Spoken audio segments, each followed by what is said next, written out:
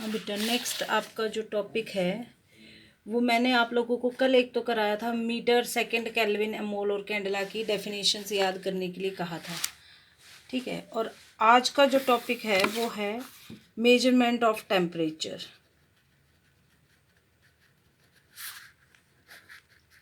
कि हम टेम्परेचर को कैसे मेजर करते हैं। बेटा, टेम्परेचर को मापने के लिए कई स्केल्स हैं। डिग्री सेल्सियस स्केल है, आपका केल्विन स्केल है, आपका फ़ारेनहाइट स्केल है। ठीक है, हम बात करते हैं सबसे पहले डिग्री सेल्सियस स्केल की। ठीक है, और केल्विन स्केल की। इनके बीच में क्या रिलेशन है बेटा। कोई भी डिग्री सेल्सियस है, उसको यदि केल्विन में बदलना है तो एग्जैक्ट 273.15 इसके अंदर ऐड करेंगे तो it get converted into kelvin. Example देखिए, मेरे को कोई कहे 10 डिग्री सेल्सियस को केल्विन में बदलो, तो 10 यहाँ पर पुट करूँगी plus 273.15 is equal to kelvin. तो केल्विन क्या आ जाएगा बेटा, 283.15। ठीक है, यानी कि ये केल्विन में कन्वर्ट हो गया आपका टेम्परेचर। इसी तरीके से केल्विन से डिग्री सेल्सियस में बदल सकते हो। जैसे कि आपको दे दिया 300 केल्विन दे दिया और कहा डिग्री सेल्सियस में बदलो, तो degree Celsius plus 273.15 is equal to 300, यानी कि degree Celsius is equal to 300 minus में 273.15, तो वो किस में कन्वर्ट हो जाएगा, डिग्री सेल्सियस में। अब बारी आ जाती है डिग्री सेल्सियस और फ़ारेनहाइट में क्या रिलेशन है। बेटा याद रखना, एक फ़ारेनहाइट कितने के बराबर होता है, 9/5 डिग्री सेल्सियस प्लस में 32। इस रिलेशन को याद रखना। फॉर एग्ज़ाम्पल, मेरे को कोई कहे 100 फ़ारेनहाइट को डिग्री सेल्सियस में बदलो, तो मैं यहाँ 100 पुट करूँगी वैल्यू। 9/5 डिग्री सेल्सियस प्लस 32, ये उधर गया 100 minus 32 is equal to 9/5 degree Celsius. इसमें से माइनस करोगे, 5 से गुणा कर दोगे और 9 से डिवाइड कर दोगे, तो आपका डिग्री सेल्सियस में आंसर आ जाएगा। सॉल्व कर लेंगे खुद। ये होता है टेम्परेचर को मेजर करने का तरीका। ठीक है, नेक्स्ट आ जाता है measurement of volume. Measurement of volume, volume को नापने के कई तरीके हैं। आप इसको मिलीलीटर में भी नाप सकते हो, लीटर में भी नाप सकते हो। ठीक है, डेसीमीटर क्यूब में भी नाप सकते हो। बारी आती है 1 लीटर कितने ml के बराबर होता है बेटा, 1000 ml के बराबर। ml मतलब सेंटीमीटर क्यूब, क्योंकि वॉल्यूम क्या होती है, लेंथ ब्रेड्थ और हाइट, और लेंथ की यूनिट सेंटीमीटर, ब्रेड्थ की यूनिट सेंटीमीटर, हाइट की यूनिट भी क्या होगी, सेंटीमीटर। तो वॉल्यूम की यूनिट क्या हो सकती है, सेंटीमीटर क्यूब। तो आप ml को सेंटीमीटर क्यूब भी बोल सकते हो, 1000 सेंटीमीटर क्यूब। ठीक, और 1 लीटर मतलब 1 डेसीमीटर क्यूब भी कहला सकता है। ठीक है, अब मान लेते हैं मेरे को कोई कहे 1 मीटर क्यूब को लीटर में बदलिए, तो आप कैसे बदलेंगे। 1 मीटर में कितने सेंटीमीटर होते हैं, 100 सेंटीमीटर। तो 100 सेंटीमीटर का क्यूब यानी कि 10⁶ सेंटीमीटर क्यूब।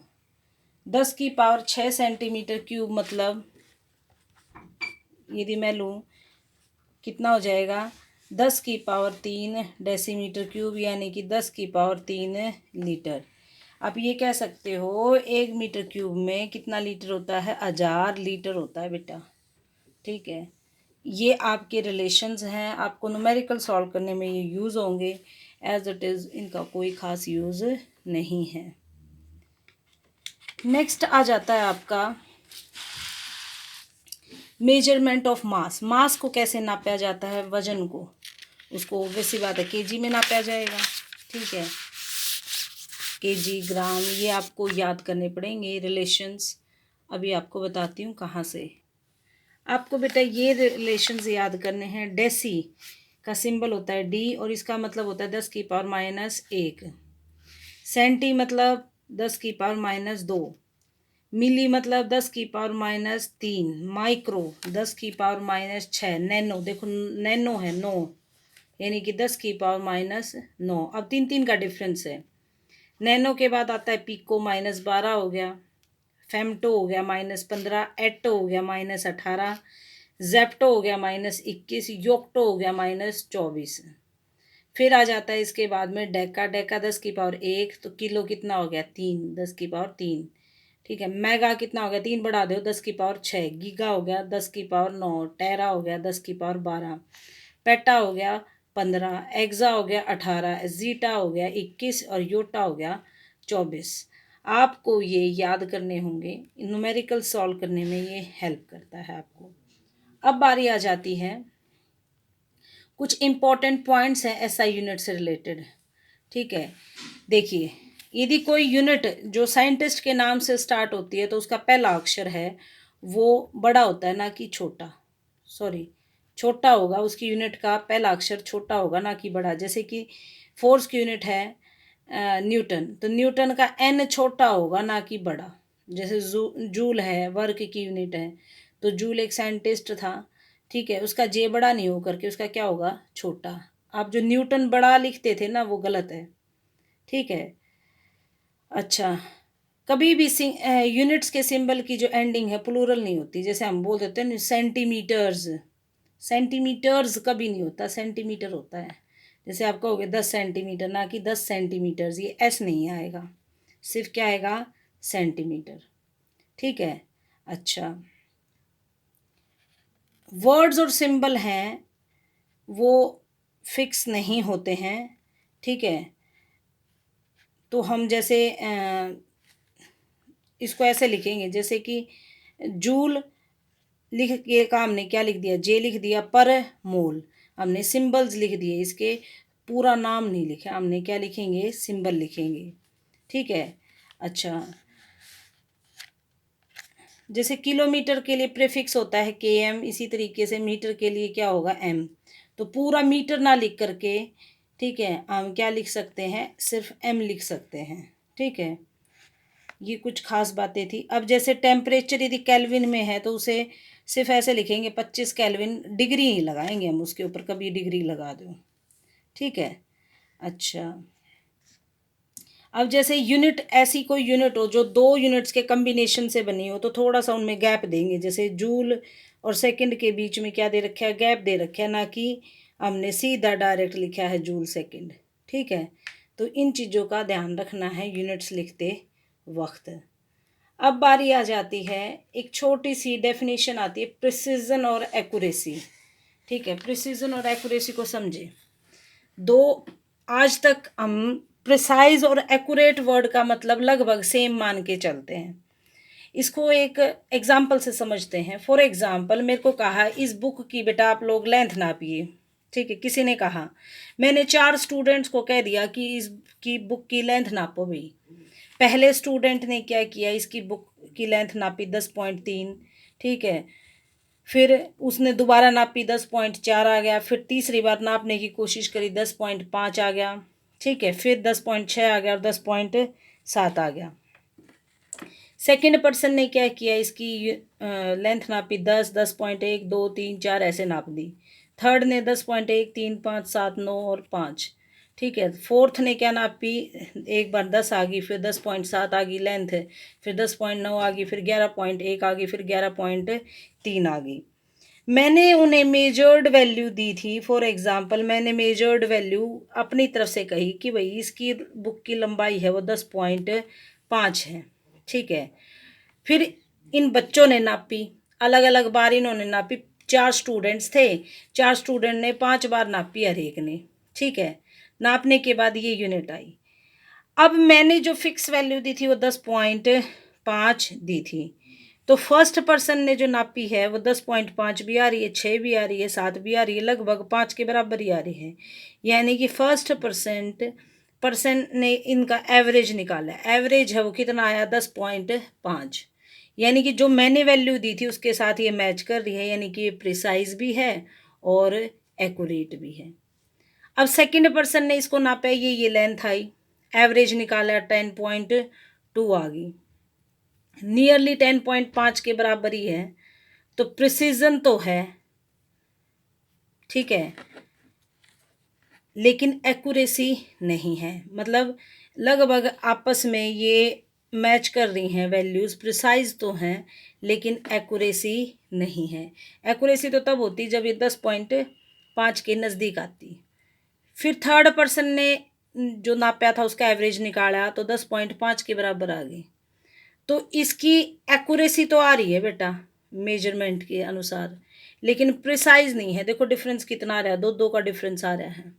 ठीक है, तो प्रिसीजन पुअर होगी और एक्यूरेसी क्या होगी आपकी मैक्सिमम होगी। मतलब एवरेज निकालने के बाद में जो मेरी इससे वैल्यू मैच कर रही है तो एक्यूरेट है, आपस में मैच कर रही है तो प्रिसाइज है, और इससे भी मैच कर रही है तो एक्यूरेट है। अब ये एक्यूरेट तो है लेकिन आपस में मैच नहीं कर रही, इसीलिए ये प्रिसाइज नहीं है। फिर चौथे पर्सन ने इसको किया, चौथे पर्सन ने किया तो एवरेज निकाला 10.8, इसके नज़दीक भी नहीं है। तो ना है तो ये प्रिसाइज है, ना है ये क्या है एक्यूरेट है। समझ में आ गई? ठीक है। हालांकि इस पे कोई क्वेश्चन आता नहीं है, फिर भी आपको पता होना चाहिए एक्यूरेट और प्रिसाइज वर्ड आज तक हम एक जैसा मान के करते थे, but they are not same, there is a little bit difference. ठीक है, जब आपका आंसर जो गिवन आंसर है उससे मैच करे और आपस में भी मैच करे तो प्रिसाइज एंड एक्यूरेट, और जब आंसर सिर्फ इससे मैच करे आपस में मैच ना करे तो ओनली आपका क्या होगा एक्यूरेट होगा लेकिन प्रिसाइज नहीं होगा। ठीक है, इन इसके ऊपर कोई क्वेश्चन नहीं आता आपका, सिर्फ ये पूछ सकते हैं कि प्रिसीजन और एक्यूरेसी में क्या समानता है या क्या डिफरेंस है। दिखने में समानता है लेकिन there is a little bit difference. ठीक है, नेक्स्ट बारी आ जाती है सिग्निफिकेंट फिगर्स। बेटा एक संख्या में जितने भी डिजिट होते हैं इंक्लूडिंग द लास्ट डिजिट जिसकी वैल्यू अनसर्टेन है, मतलब हम श्योर नहीं है जिसकी वैल्यू के बारे में, वो क्या कहलाएगा सिग्निफिकेंट फिगर। इनके पहले रूल्स समझते हैं फिर आपको समझ में आ जाएगा कंसेप्ट। सबसे पहला रूल है all non zero digit as well as zeros between the two non zero digit are significant. मतलब ऐसे जैसे ये तो जीरो हैं और ये आपस में क्या है नॉन जीरो डिजिट, तो ये जीरो यदि नॉन जीरो के बीच में आ जाए तो वो काउंट होती हैं। तो टोटल सिग्निफिकेंट फिगर कितने हुए, 1 2 3 और 4। ठीक है, अब इसके अंदर देखिए नॉन जीरो के बीच में आ रही है तो सिग्निफिकेंट फिगर कितने हुए, 3। इसमें देखो सिग्निफिकेंट जो आपके नॉन जीरो डिजिट हैं उनके आगे जीरो आ रही है तो इट इज़ नॉट सिग्निफिकेंट। इसमें कितने सिग्निफिकेंट फिगर हैं, सिर्फ 2। ठीक है, क्लियर। सेकंड रूल कहता है नॉन जीरो के आगे यदि जीरो आ जाए, नॉन जीरो के आगे यदि जीरो आ जाए तो काउंट नहीं होगी। तो इसके अंदर कितने सिग्निफिकेंट फिगर होंगे, 1। इसके अंदर कितने होंगे, 2। ठीक है, पॉइंट ए से पहले नॉन जीरो डिजिट और उसके बाद ज़ीरो आ रही है तो वो काउंट होती है। तो इसके अंदर कितने सिग्निफिकेंट फिगर, 2। इसके अंदर कितने होंगे, 2.50 में 3 सिग्निफिकेंट फिगर। क्वेश्चन आता है आपको जैसे दे देंगे 5.0 और 5.00, इसमें क्या अंतर है, तो मैथमेटिकली तो कोई अंतर नहीं है। ठीक है, लेकिन in terms of significant figure 5.0 में 2 सिग्निफिकेंट फिगर हैं और 5.00 में कितने सिग्निफिकेंट हैं, 3 सिग्निफिकेंट फिगर। ठीक है, अब जैसे कि आपको इस पर क्वेश्चन आता है, 2-3 क्वेश्चन आता है। पहला क्वेश्चन तो आएगा जैसे कि 0.0034 दे दिए, कहेंगे सिग्निफिकेंट फिगर बताओ, तो टोटल सिग्निफिकेंट फिगर कितने हो गए, 2। ठीक है, 0.034 इसमें भी सिग्निफिकेंट फिगर कितने हो गए, 2। आपसे पूछेंगे क्वेश्चन 0.0034 और 0.034 में क्या समानता है। ठीक है, तो मैथमेटिक्स के अनुसार तो कोई समानता नहीं है। ठीक है, ये छोटा है इससे। ठीक है, लेकिन हम सिग्निफिकेंट फिगर की टर्म्स में कह सकते हैं इसमें 2 सिग्निफिकेंट फिगर हैं और इसमें भी क्या है, 2 सिग्निफिकेंट फिगर। ठीक है, अब क्वेश्चन आता है 2.00 में कौन ज़्यादा प्रिसाइज है, जिसमें जितने ज़्यादा सिग्निफिकेंट फिगर वो उतना ही ज़्यादा प्रिसाइज। तो इसमें 2 सिग्निफिकेंट फिगर, इसमें 3 सिग्निफिकेंट फिगर, ये ज़्यादा प्रिसाइज हो गया भाई। ये क्वेश्चन आता है सिग्निफिकेंट फिगर्स पे। तो अब आपका होमवर्क है, आपको ये न्यूमेरिकल्स सॉल्व करने हैं। ध्यान दे लीजिए। How many significant, first question में है how many significant figures are there in the following, मतलब इनमें आपने सिग्निफिकेंट फिगर निकालने हैं। ठीक है। सेकंड में भी सिग्निफिकेंट नंबर निकालने हैं। ठीक है। थर्ड क्वेश्चन मैं आपको बता देती हूँ। 45,000 दे रखा है, इसको टू सिग्निफिकेंट फिगर की टर्म्स में आपने एक्सप्रेस करना है। तो टू सिग्निफिकेंट फिगर तो तब हो सकता है ये जीरो यदि ना हो। ठीक है। और ऐसे पॉइंट्स में आ जाए 1 2 3 4, यानी कि 4.5 इंटू 10 की पावर आपने क्या लिख दिया, 4 लिख दोगे। तो इसका मतलब यही तो हो गया ना, 4.5 को 10 की पावर 4 से मल्टीप्लाई करोगे तो उत्तर तो यही आएगा। लेकिन अब सिग्निफिकेंट फिगर कितने हो गए, 2। और यदि मेरे को कोई कहे 4 सिग्निफिकेंट फिगर की टर्म्स में इसको लिखो, तो ये ज़ीरो मैंने हटानी नहीं है, मैं 2 जीरो एज इट इज़ रखूँगी। तो अब कितने सिग्निफिकेंट फिगर हो गए, 1 2 3 और 4। मेरे को कोई कहे 3 सिग्निफिकेंट फिगर की टर्म्स में लिखो, तो 1 जीरो हटा दूँगी, 3 हो गया ये। ठीक है। तो इस तरीके से हम इनको एक्सप्रेस कर सकते हैं डिफरेंट सिग्निफिकेंट फिगर की टर्म्स में। आपने इन न्यूमेरिकल्स अब अपने खुद करने हैं, कोई डाउट हो तो आपने पूछनी है। ठीक है। एक और अब नेक्स्ट टॉपिक हम करने जा रहे हैं, वो ये है, एक यूनिट को दूसरी यूनिट में कन्वर्ट करना हो, जैसे मीटर को आपने सेंटीमीटर में बदलना हो तो आसान है। लेकिन यदि यही चीज़ आपकी किलोमीटर से या फिर यार्ड या इंचेस में हो तो बदलना बच्चों के लिए मुश्किल होता है। तो वो हम करेंगे, उससे पहले आपको एक टेबल याद करना है। नेक्स्ट वीडियो में मैं आपको करवाऊंगी कन्वर्ट करना एक यूनिट को दूसरी यूनिट में। वो टेबल ये है आपकी बुक में, ये टेबल आप याद करेंगे। जैसे एक मील में कितने यार्ड होते हैं, 1760 यार्ड। एक यार्ड में कितने फिट होते हैं, 3 फिट। एक फिट में कितने इंच होते हैं, 12 इंच। और एक इंच 2.5 सेंटीमीटर का, और 1 मीटर 100 सेंटीमीटर, 1 किलोमीटर में 1000 मीटर। इसी तरीके से 1 मीट्रिक टन में 1000 kg, 1 kg में 1000 ग्राम, 1 ग्राम में 1000 मिलीग्राम, और 1 पाउंड में 453.6 ग्राम। फॉर एग्जांपल आप बाज़ार में गए, भाई 1 पाउंड मेरे को चीनी दे दो, तो वो कितने ग्राम चीनी देगा आपको, 453.6 ग्राम चीनी देगा। तो ये सारे आपने याद करने हैं। ठीक है। ये टेबल और ये टेबल, जब आप ये याद कर लेंगे उसके बाद में आपको न्यूमेरिकल्स करवाएंगे। ध्यान से देख लीजिए इसको। Thank you very much.